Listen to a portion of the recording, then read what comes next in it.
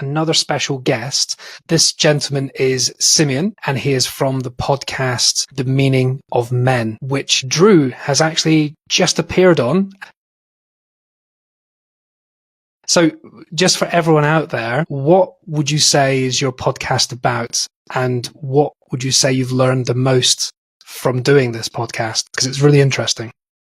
Yeah, so at a high level, it's looking at men's mental health and well-being.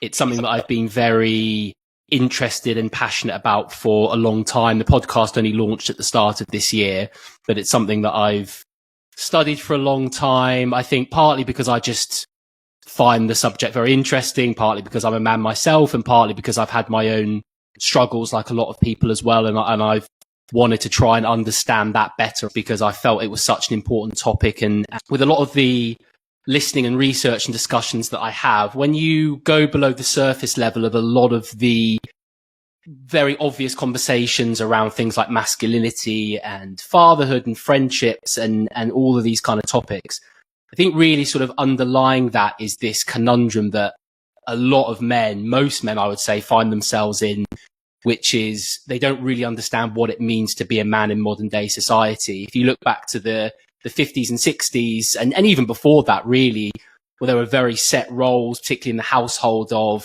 women staying at home and men going out to work.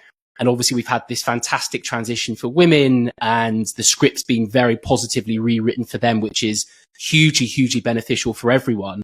But unfortunately, men haven't gone through that same process. And actually you had feminists, even back in the 70s and 80s, saying, this is a fantastic movement for women, but let's not forget about men, because if they don't understand what they're bringing to the table, that's going to cause issues for everyone. And I think that's really what we're seeing play out now. And men are very purpose driven. They do like to feel like they're contributing, and they like to feel like where their place is in society. For example, if you look at some of the research around when unfortunately men take their lives, a lot of the suicide notes, the common theme is very much around, you'd be better off without me. I don't understand what I'm bringing. And, basically coming back to this central point of not really understanding what their place is in today's society. I'm very keen to bring mothers and wives and girlfriends and friends into the conversation as well, so they have a better understanding of the men in their lives.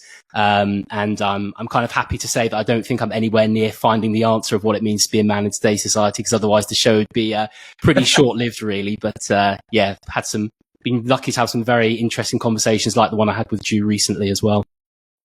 I think you've put that beautifully.